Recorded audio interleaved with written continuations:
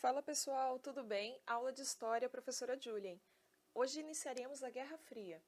Porém, para compreendê-la, precisamos falar das conferências que foram realizadas para decidir os rumos que o mundo tomaria após a Segunda Guerra Mundial. Em 1943, os líderes aliados sentaram para discutir os rumos da Europa no pós-guerra. Porém, eles sabiam que surgiria uma nova disputa, que seria sobre como o mundo ficaria após a derrota do nazismo. Essas conversas se deram ao longo de 3 conferências, a de Teherã, a de Yalta e a de Potsdam. A primeira conferência se realizou em Teherã, capital do Irã, em novembro de 1943. Os líderes aliados, os 3 grandes, queriam discutir os planos de invasão aliada na Europa e a situação do mundo no pós-guerra. Stalin afirmava que a Alemanha iria se recuperar e novamente se tornar um problema, e propôs que executassem 50 a 100 mil líderes do país. Churchill era contra e Roosevelt brincava com a situação. Após várias discussões, os líderes decidiram que seriam formados tribunais para julgar os crimes de guerra cometidos pela Alemanha. Esses tribunais entraram para a história com o nome de Julgamentos de Nuremberg e ocorreram entre novembro de 1945 e outubro de 1946. Além dos tribunais, eles decidiram dividir a Alemanha em áreas de influências, para que esta não pudesse voltar a se fortalecer. Além destes pontos, discutiam também sobre a Polônia e a influência soviética nesta. Durante a conferência, Roosevelt tentava ganhar a simpatia de Stalin.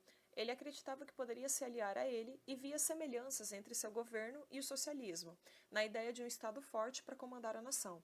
Já Churchill era anticomunista e via com maus olhos a presença soviética ali. Stalin, porém, estava na conferência com clareza de objetivos. Ele queria derrotar o nazismo e manter os seus exércitos na Europa, sem ser incomodado. Ele via a presença do Exército Vermelho na Europa como uma oportunidade para expandir o comunismo soviético. Como ele seria aquele que invadiria Berlim, ele obteve dos aliados as garantias que precisava, ou seja, os aliados invadiriam a França e a União Soviética manteria a Polônia, e se por acaso ajudasse na guerra com o Japão, recebia terras como pagamento. A Conferência de Teherã se encerrou no dia 3 de dezembro de 1943 e mostrava que a União Soviética seria um problema no pós-guerra. Conforme a Segunda Guerra se aproximava do seu fim, os líderes se reuniram novamente, desta vez entre 4 e 11 de fevereiro de 1945. Esta foi a Conferência de Yalta. O propósito era novamente falar sobre a Alemanha e o pós-guerra.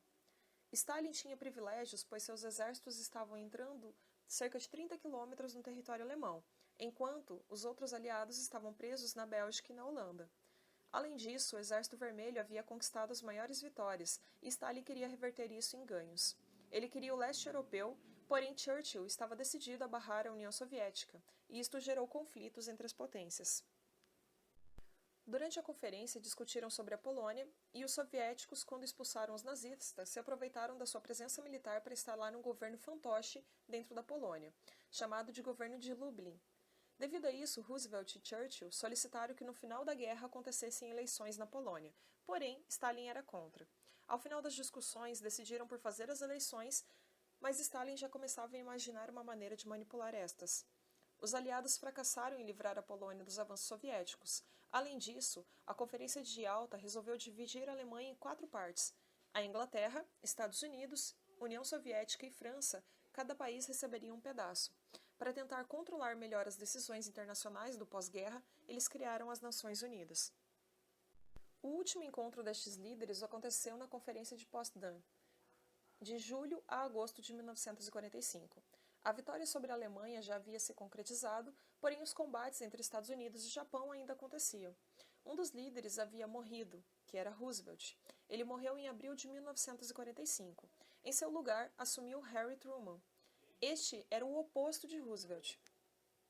Truman achava que a política de apaziguamento com Stalin era ingênua e perigosa. Ele desconfiava e via suas ações no leste europeu como um expansionismo agressivo.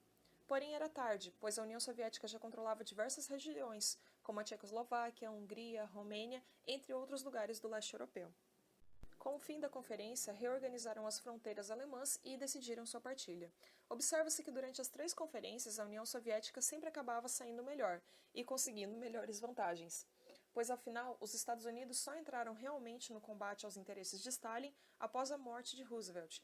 Churchill queria se opor, porém pouco podia fazer, porém as principais forças daquele período eram a União Soviética e Estados Unidos.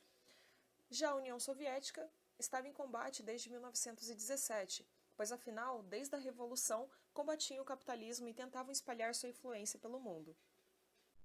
Um exemplo disso foi a organização do Comintern, cujo principal objetivo era espalhar o comunismo soviético por outros lugares. Eles regiam a criação e orientação de partidos comunistas em todo o mundo. O Partido Comunista do Brasil, de Luiz Carlos Prestes, seguia as orientações da União Soviética. Lembre-se que foi esse mesmo partido que tentou dar um golpe em Vargas em 1935. Stalin manipulava muito bem a situação para tentar controlar os líderes durante as conferências. Inclusive, ele dissolve o Comintern em maio de 1943, pois ele acreditava que com isso os aliados ficariam mais receptivos. Porém, essa dissolução era apenas para dar a impressão de que ele não estava fazendo nada. Em 1947, Stalin cria o Cominform, que teria papel importante em espalhar os ideais socialistas pelo mundo. Após a guerra, as pessoas se preparavam para um ataque nuclear a qualquer momento, pois afinal o ataque dos Estados Unidos causou medo e alvoroço na população. Na Inglaterra, em 1960, um alerta era capaz de notificar a população sobre um ataque nuclear vindo da União Soviética somente 4 minutos antes da explosão. Nos Estados Unidos, o alerta soava 20 minutos antes da explosão. Agora imagine você. O que você faria com 20 minutos apenas para se refugiar antes de ser morto? Difícil, né? Várias pessoas elas criavam abrigos subterrâneos para evitar os efeitos da explosão, caso essa viesse a acontecer. Essa história de apocalipse nuclear pode parecer fora da realidade hoje, porém, estes ataques eram uma possibilidade na década de 50, em razão da hostilidade cada vez mais crescente entre a União Soviética e os Estados Unidos. Devido a isso, esse período após a Segunda Guerra, marcado por tensões, ganhou o nome de Guerra Fria. Embora nunca tenham declarado guerra abertamente, os Estados Unidos e a União Soviética objetivavam conquistar a supremacia mundial. Os Estados Unidos lideravam o Ocidente durante a Guerra Fria e, para isso, foram agressivos e apoiavam ditaduras caso isso significasse barrar o comunismo. Porém, sobre isso, nós falaremos mais adiante. Grande abraço e até a próxima!